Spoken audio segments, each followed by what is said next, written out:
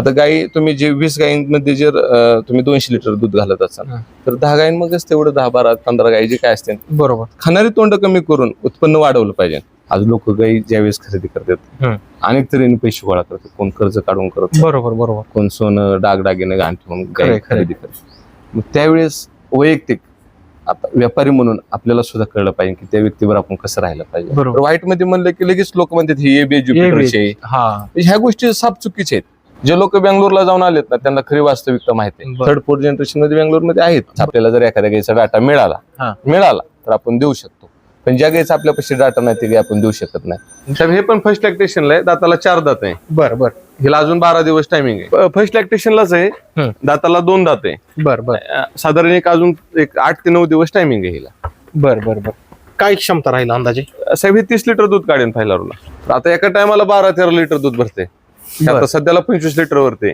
आपण पिळून म्हणलं तरी देऊ. आता हे ओरिजिनल गाय ही 3rd जनरेशनची असेल मी म्हणतोय, पण जी रेकॉर्डची गाय राहते तिच्यामध्ये ह्या गोष्टी दिसून येतात.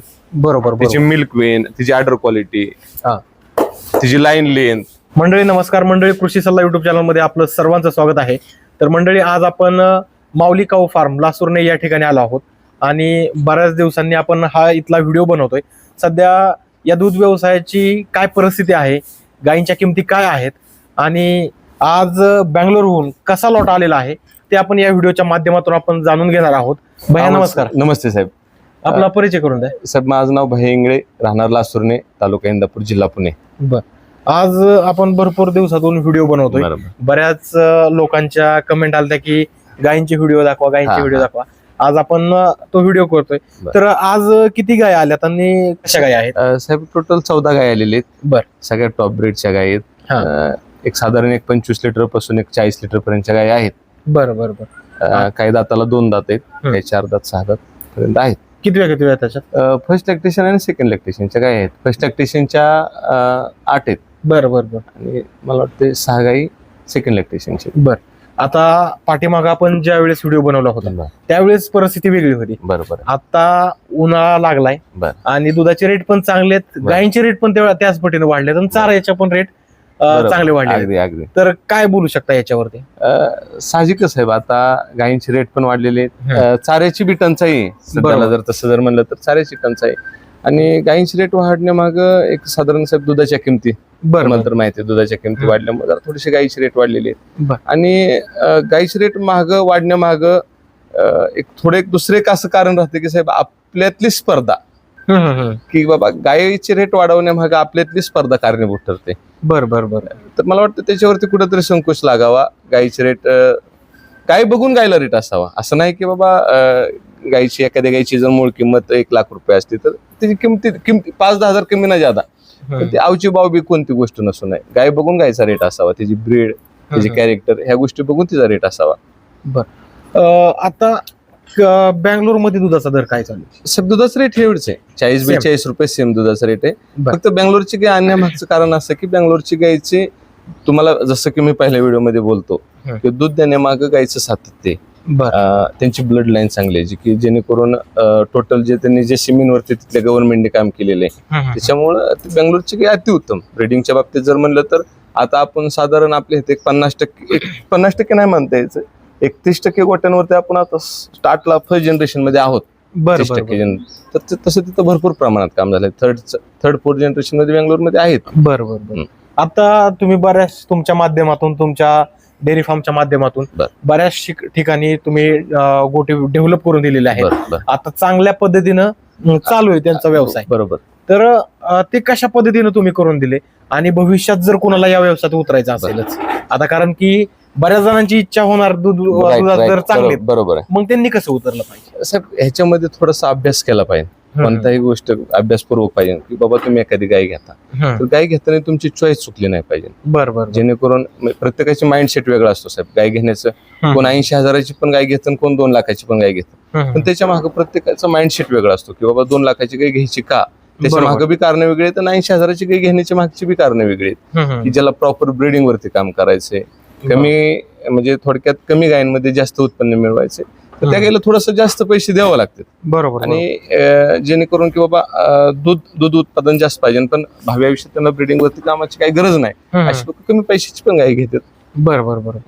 पण आता ब्रीड वरती जर काम केलं तर चांगला फायद्याचा विषय राहिला. आता साहेब कसं होतं, काळाच्या नुसार आपण सुद्धा डेव्हलप झालं पाहिजे. बरोबर आहे. कमी आता काय होतं साहेब, कमी जर गाय असली, ब्रीड म्हणजे ब्रीड काय तर बाबा कमी गायांमध्ये जास्त उत्पन्न, तर ते कमी गायी माग जर जास्त उत्पन्न मिळालं तर हा दूध धंदा अजून मग परवडेबल राहील. कमी गायींमागे जर तुम्ही आता गायी तुम्ही जे 20 गायींमध्ये जर तुम्ही 200 लिटर दूध घालत असाल तर 10 गायींमध्येच तेवढं 10, 12, 15 गायी जे काय असते, बरोबर, खाणारी तोंड कमी करून उत्पन्न वाढवलं पाहिजे. राईट. खाणारी तोंड करून उत्पन्न वाढवलं पाहिजे, म्हणजे आपला खर्च पण कमी होणार आहे आणि उत्पन्न जास्त वाढणार आहे. बरोबर. आता बँगलोरमध्ये काय परिस्थिती या व्यवसायाची? काय झालं साहेब, आता बँगलोरमध्ये साहजिक इथून मागे एवढे रेट नव्हते. बँगलोरमध्ये आपली स्पर्धा कारणीभूत ठरली. बरोबर. म्हणजे गायीचे रेट वाढण्यामागं. आणि एकदा गायींचं रेटचं असं असतं, एकदा मार्केट जर त्या लेवलला जाऊन पोहोचलं तर तिथून माघारी येणं एवढं सोपं नसतं. बरोबर. साहजिक त्याच्यामुळे गायींचे रेट वाढलेले आहेत. बस शेतकरी जरी आमच्या पुढे गाय घ्यायला आले तर कधी कधी आम्हाला सुद्धा लाज वाटते किंमत सांगायची गायची, असं प्रमाणे. साहजिक एखादी गाय जर 1.5 लाख रुपयाची असते तर 160, 65 ठीक आहे, पण 1.5 लाखाच्या गायला जर तुम्ही 2 लाख, 2.25 लाख रुपयावर जर नेऊन ठेवत असाल तर त्याचा काहीच उपयोग नाही. बरोबर. 10-5 हजार कमी जास्त चालू शकतं, पण तुम्ही एखाद्या गायची जर आवश्यक किंमत करून ठेवत असाल तर त्याचा उपयोग होत नाही. तर ह्याला सगळ्याच गोष्टी जबाबदार आहेत, कुठेतरी ह्याच्यावरती संकोच आला पाहिजे. बरोबर. आज काय रेटच्या गाय आहेत? एक साधारण साहेब 1,40,000 पासून 1,80,000 पर्यंत गाय आहे. म्हणजे एक साधारण एक आणि 15-20 हजाराचा फरक पडलाय म्हणायचं. आणि एखादी काही 2 लाखाची पण असते साहेब, किंवा 2.25 पण असते, पण त्याच्यामध्ये तेवढं असतं. बरोबर आहे. 2 लाखाच्या काही मागे तेवढं असतं. बरोबर. आता एक साधारण धरून चाला तुम्ही 50 लिटर तर नाही बरं का साहेब, 50 लिटर काही देत नाही दूध एवढं. आता कदाचित आपल्या इथं जर हाताव मोजायसारखे गोटे आहेत, ते पण त्यांच्या गोट्या माग एक 50 जर गाई असते, त्या गोट्यात 50-60 गाई असते तर कवचित एखादी गाय असते, दुसरी गाय असते. पण 50 लिटर काढणे एवढं सोपं नाही. साधारण मिनिमम एक 35 ते 40 लिटरची हायेस्ट गाय आपल्या इथं दूध देऊ शकते. 50 लिटर काढणे म्हणजे एवढं सोपं नाही. म्हणजे ते ब्रीड पर्यंत तिथपर्यंत पोहोचलं पाहिजे. एवढं 50 लिटर म्हणजे हे तोंडची गोष्ट नाही साहेब. जो खानदानी धंदा करतो ना दूध धंदा, त्याला तुम्ही विचारा, 50 लिटर दूध काढणं म्हणजे काही एवढं सोपं नाही. त्या शहरातनं 50 लिटर काढायचं, तिच्यामध्ये तेवढी क्वालिटी पण लागते. 50 लिटर दूध काढायला ती क्वालिटी पण लागते. बरोबर. आता महाराष्ट्रामध्ये कुठं कुठं तुम्ही गाय दिल्यात? पूर्ण महाराष्ट्र म्हणलं तरी चालेल, कुठं गाय दिली नाही असं नाही, प्रत्येकीकडे गाय दिली साहेब. पण ते विषय कसा राहतो, जिथं आम्ही गाय देतो कमीत कमी जेवढं आमच्या प्रामाणिकपणे प्रयत्न करते साहेब, तेवढा आम्ही प्रामाणिकपणे प्रयत्न करतो. गाय देताना चांगली गाय देतो, निवड चांगली असते, आणि कमीत कमी एक 8-4 दिवस का होईना 15 दिवस त्या लोकांच्या आम्ही टच मध्ये राहतो की बाबा तुम्ही हे करा, ते करा, गाय आजारी पडली आमचं करा. पण जेवढं आमच्या प्रामाणिकपणे प्रयत्न करता येतील तेवढं आम्ही करतो. कोणत्या कोणत्या बोलीमध्ये राहताय आणि कशी गॅरंटी घेताय? साहेब गायची 4 साडाची एक बोली राहते आणि अंग बांधायची एक बोली राहते. 4 साडाची बोली अशी राहते साहेब, याचं सड जर मुकं निघालं किंवा ते सड जर बाबा ह्या सडातून 2 लिटर दूध निघतंय, ह्याच्यातनं दूध फार कमी निघते बाबा, अर्धा लिटर पेक्षा 1 लिटर पेक्षा कमी निघते, तरी पण त्याला मी जोखमदार राहतो. फक्त विषय काय होतो, जर गाभण काळात जर मस्टिटिस होऊन जर ते जर सड बंद पडला तर त्याला प्रॉब्लेम साठी येतो. त्याला ते जोखमदारी, त्याचं एक शेतकऱ्याने थोडीशी काळजी घेणं गरजेचं आहे. बरोबर. त्याचं ओरिजिनल जर सड बंद असलं तर त्याला पूर्णपणे मी जोखमदार नाही. म्हणजे असताना सड बंद, बाबा त्याचा ओरिजिनल सड बंद आहे. आणि काय काय माणसं कसं असतं साहेब, बोली जर म्हणलं तर नावापुरती जर बोली जर नसते, तुम्हाला त्यातलं एक भाग सांगतो, जर नावापुरती जर बोली म्हणलं की बाबा एक साधारण पावशेर जरी दूध आलं तरी लोक म्हणतात नाही ना दूध येते, हिचं कुठं सड बंद आहे, असं बोलून नाही जमत. ह्या साडातनं जर थोडंफार 19-20 चालतं नॉर्मल, पण एकदम जर फार कमी असतं तर त्याला आपण जोखमदार राहू शकतो. बरोबर आहे. म्हणजे सगळ्या प्रकारची गॅरंटी काय आहे ते तुम्ही घेताय. आणि वेलेल्या गाई मी असे बरेच शेतकरी साहेब, मी वेलेल्या गाई इथं दारावर पिळून दिले, दूध काढून दिले. बरोबर. आणि एखाद्या गाईचं जर 30 लिटर सांगितलं तर तुम्हाला पहिल्यापासून मी सांगतो थोडाफार फरक पडतो, पण मी असं काय की बाबा हे गेला 30 लिटर म्हणून दिली आणि तिने 20 दिले असं कधी झालं नाही. म्हणजे 1-2-4 लिटरचा इकडे नाही, फरक पडतो. 2 लिटर 4 लिटर म्हणलं तरी तुला आपण जोखमदार राहू शकतो. 4 लिटर हा फार मोठा फरक झाला. 2 लिटर ठीक आहे बाबा, एखादी गाय आपण 30 लिटर म्हणून दिलं तर 28 लिटर तरी तिने कमीत कमी दूध द्यावं. बरोबर. पुढचंच अहो गाई घेताना आज लोक, आणि तुम्हाला एक भाग सांगतो मुद्दा साहेब, आज लोक गाई ज्यावेळेस खरेदी करतात अनेक तऱ्हेने पैसे गोळा करतात, कोण कर्ज काढून करत, बरोबर, कोण सोनं दागदागिने घाण ठेवून गाय खरेदी करतात. मग त्यावेळेस वैयक्तिक आता व्यापारी म्हणून आपल्याला सुद्धा कळलं पाहिजे की त्या व्यक्तीवर आपण कसं राहिलं पाहिजे. बरोबर. देवाने आपल्याला दिले, न मागता भरपूर गोष्टी काय दिल्या, पण त्याला पण आपण तेवढ्याच प्रमाणात प्रामाणिकपणे राहिलं पाहिजे. आपण जर चुकीचं वागलो तर आपल्याबरोबर बी चुकीचं होणार आहे, हे मात्र निश्चित आहे. त्याच्यासाठी शेतकऱ्यांवर जेवढं प्रामाणिक राहता येईल तेवढं आपण प्रामाणिकपणे राहतो साहेब. आणि जे काय हे जे उभं इथून जे पुढे जे काय उभं राहील ते त्यांच्याच आशीर्वादाने उभं राहणार आहे. आपण जर चुकीचं वागलो तर हा धंदा असा आहे साहेब, जेवढ्या प्रमाणात वर नेतो तेवढ्याच प्रमाणात खाली येतो. बरोबर. त्याच्यामुळे जेवढं चांगलं वागता येईल तेवढं वागायचं, आपल्याकडून जेवढं 100% देता येईल तेवढं द्यायचं. शेवटी काही काचचं भांड आहे, त्याला कधी काय होईल सांगता येत नाही. कधी हे काय फक्त पण जाणीवपूर्वक जर आपण पुढच्याची जर फसवणूक केली, आपल्याला त्या गोष्टी माहिती आहे, बरोबर, तरी सुद्धा आपण त्याला गाय विकली तर त्याची शिक्षा आपल्याला बसल्याशिवाय राहणार. भला आज नाही भेटणार पण कधी ना कधी भेटणार, हे मात्र नक्की. बरोबर आहे. सगळ्यांनी जर हा विचार करून चाललं तर शेतकरी चांगलं शेतकऱ्याचं पण होईल. अगदी नाही, सगळे आपण काय जनसेवा करत नाही, आपण 2 रुपये कमावल्याशिवाय पण गाय देत नाही, हे तर मात्र नक्की आहे. पण त्या 2 रुपयाबरोबर पुढच्याच पण चांगलं व्हावं ह्या भावनेने आपण गाय द्यायची. बरोबर. म्हणजे जे काय असेल ते आनंदात. बरोबर. आता अशी कोणती गोष्ट झाली आहे का तुम्ही समोर गाय दिली आणि म्हणजे तिचा थन बंद असतं, म्हणजे पहिल्यापासूनच बंद असतं, बरोबर आहे, अशा काय केसेस झालेत ना साहेब? झालेत ना. त्या गाय मी रिटर्न मागे आणल्यात कुणाला. आणि कधी कधी असं होतं एखाद्या गायचं सडबंद सुद्धा निघून सुद्धा तिने 25 लिटर 22-24 काही जे असेल ते दूध दिल्यावर लोकांची मानसिकता चेंज होती की भाई आम्हाला ही गाय राहू द्या. त्याचा एक दुसरा मुद्दा असा राहतो की त्या गायची जे 4 सडाची काय किंमत बसत तेवढी 1 सडाची जी किंमत कमी करून आपण त्यांना काही ठेवू बी शकतो. म्हणजे रिटर्न ते जर म्हणले आम्हाला बदलून पाहिजे तर बदलून देऊ शकतो, काय अडचण नाही. म्हणजे सगळ्या गोष्टीची जोखमदारी तुम्ही घेताय मला थोडक्यात. नक्कीच. बरोबर. भाई आता एक मला गोष्ट सांगा, आता काय चालू झालंय, दुधाचे रेट वाढलेत. बरं. आता सगळ्यांना वाटतंय याच्यातून चांगला फायदा आहे, सगळेच गाय खरेदी करायला लागले.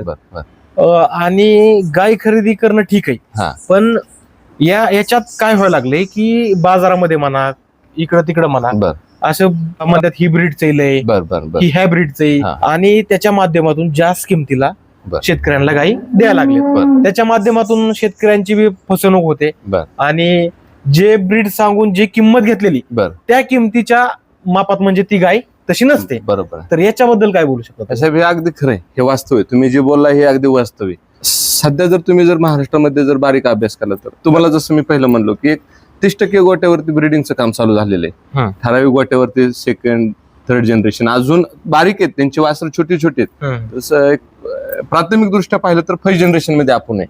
तर आपल्या इथं 3ऱ्या वेताची गाई जरी विकायला निघाली तरी लोक सहज म्हणून जातात की हे बेचे, हे डेन्मार्कचे. हे साहेब हे चुकीचं आहे की ब्रीड हे प्रॉपर ज्यांनी ब्रीडिंग वरती काम केले ना त्या गायची टोटल पेडिग्री पाहिजे.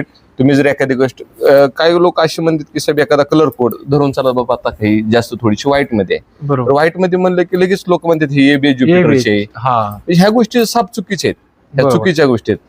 तुम्ही ब्रीडची जर म्हणलं तर एखाद्या प्रॉपर गोट्यावरती जर काम केलेलं असलं तर ते एक ठराविक गोट्यावरतीच त्या गायचं आपल्याला ब्रीडची माहिती मिळू शकते. बरोबर. तुम्ही फक्त एक कलर कोड बघून जर गायचं जर ब्रीड जर म्हणलं तर ते तसं जर म्हणलं तर ते चुकीचं आहे. एखादी गाय जर तुम्ही बाबा ही बेचे, ही डेन्मार्कची, तर लोक तेवढ्या प्रमाणात लोक ब्रीडची गाय म्हणून तेवढ्या प्रमाणात पैसे लावलेले असतात. बरोबर. पण आपण तेवढे त्या लोकांनी जर आपल्यावरती थोडा विश्वास ठेवलेला असतो त्याच्यासाठी आपण खोटं बोलणं हे साप चुकीचं आहे. बरोबर. जे आहे हे वास्तव आहे.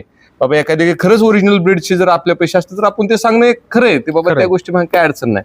पण ज्या गायचे तुम्हाला कोणताच डाटा माहित नाही तुम्ही त्या गायचं ब्रीड कसं सांगू शकता? बरोबर. हे चुकीचं आहे. हे आता एक थोडक्यात ते शेम बघा ही अशी कंडिशन झाली मागची एक 3-4 वर्षापूर्वी.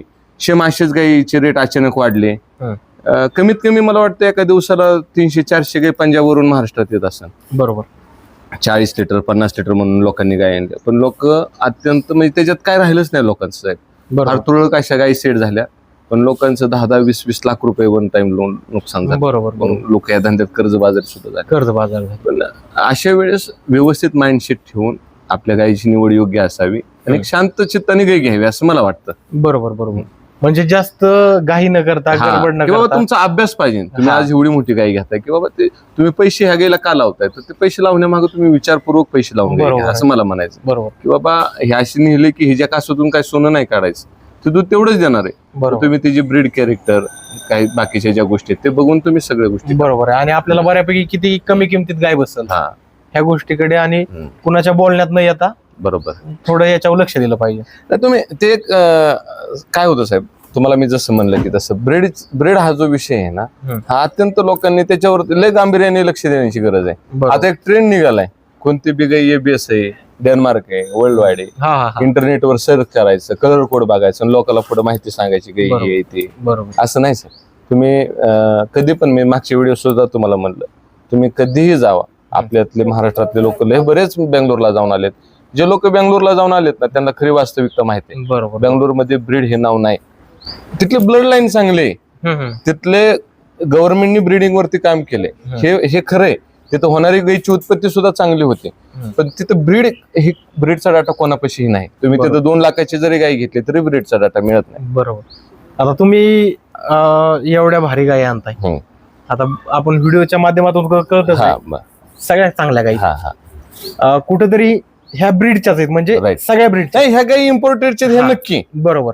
फर्स्ट जनरेशन मध्ये असेल, सेकंड, थर्ड, हे गाय ब्रीडचे हे मात्र नक्की. बरोबर. मग तुम्ही ह्यांचं ब्रीडची नाव काय सांगून देता का काही? साहेब काय होतं, जे बाय चान्स आपल्याला जर एखाद्या गायीचा डाटा मिळाला तर आपण देऊ शकतो, पण ज्या गायीचा आपल्यापाशी डाटा नाही ते गाय आपण देऊ शकत नाही. मी लोकांना असे सुद्धा दिलेत, तुम्ही हे गाय नेऊन ब्लड सॅम्पल जरी चेक केलं, जर तिची ब्लड लाईन जर ते ABS नाही निघाली तर तुम्ही काही रिटर्न सुद्धा घेईन. बरोबर. पण ज्या गायीचा डाटा माहित नाही अशी मी गाय कधी कोणाला दिली नाही. बरोबर. खोटं बोलून गाय दिली नाही. आता एवढ्या सगळ्या गायी आणल्यात आज, तर ह्याच्यातल्या काही गायींचा डाटा आहे का? कवचित एखादीचा असू शकतो, कवचित एखादीचा असू शकतो, नाहीतर नाही साहेब. बरोबर. बरोबर. ठीक आहे. जिचा मिळतो त्याचा आपण नक्की पुढच्याला सांगतो, बाबा ही अमके तमके सिमेंटची, पण जिचं माहित नाही त्याचं कधी सांगणार नाही. बरोबर.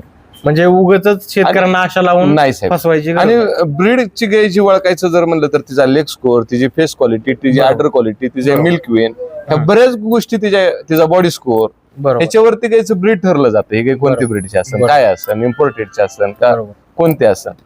तुमच्या गायीतला जर लेग स्कोर नाही, तुम्ही जर ह्या गायीला जर म्हणत असाल की ही अमक्या सिमेंटची, तमक्या सिमेंटची, त्याचा काय उपयोग नाही त्या गोष्टी. तुमच्या गायीचं तोंड जर वेगळं असेल, कान मोठे असतील, त्यात बऱ्याच गोष्टी आहेत, बारीक बारीक त्यात बऱ्याच गोष्टी आहेत.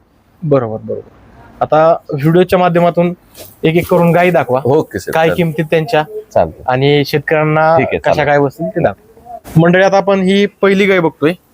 गाय बघू शकता एकदम फुल साईज मध्ये आहे. भैया काय डिटेल सांगता या गायची? साहेब सेकंड लॅक्टेशनला गाय, दाताला 6 दात, म्हणजे 5वा दात लावला म्हणजे 6 दात झालेच आहे. बर. हिनी साहेब मालकाचं म्हणणं असे, हिने फर्स्ट लॅक्टेशनलाच 45 प्लस दूध केलंय, त्यावेळेस त्याला 50 लिटर प्लस दूध करण. पण लोक एवढं सांगतात साहेब, पण एवढे काही एवढं दूध देऊ शकत नाही. 40-42 लिटर हे 100% दूध देणार. बर. आता हे ओरिजिनल गाय ही 3rd जनरेशनची असेल मी म्हणतोय, पण जी रेकॉर्डची गाय राहते तिच्यामध्ये ह्या गोष्टी दिसून येतात. बरोबर. तिची मिल्क वेन, तिची आर्डर क्वालिटी, तिची लाईन लेंथ, ह्या गोष्टी दिसून येतात. ही गाय 100% इम्पोर्टेड सिमेंटची आहे, पण आपण सांगत नाही. बर. तिच्या ब्रीड क्वालिटीवर कळतच आहे. हे ते आपण सांगायची गरज नाही साहेब, तिच्यामध्ये त्या गोष्टी दिसूनच येतात. बरोबर. किती टायमिंग आहे? साधारण साहेब ही अजून 15 दिवस टायमिंग घेईन. 15 दिवस टायमिंग घेईन. काय किंमत होईल हिची? साहेब ही गाय थोडीशी 1,80,000 पर्यंत देऊ आपण. बरोबर. जवळ आल्यानंतर का आता? नाही, आता देऊ साहेब. बरोबर. ठीक आहे. तर मंडळी ही 2 नंबरचा आपण कालवड बघतोय, बघू शकता ऑर्डरला. भैया काय सांगताय डिटेल? साहेब हे फर्स्ट लॅक्टेशनला आहे, दाताला 2 दात आहे. आज 4था दिवस आहे खाली झालेला, 4था. आता एका टायमाला 12-13 लिटर दूध भरते. आता सध्याला 25 लिटर वरते. आपण पिळून म्हणलं तरी देऊ.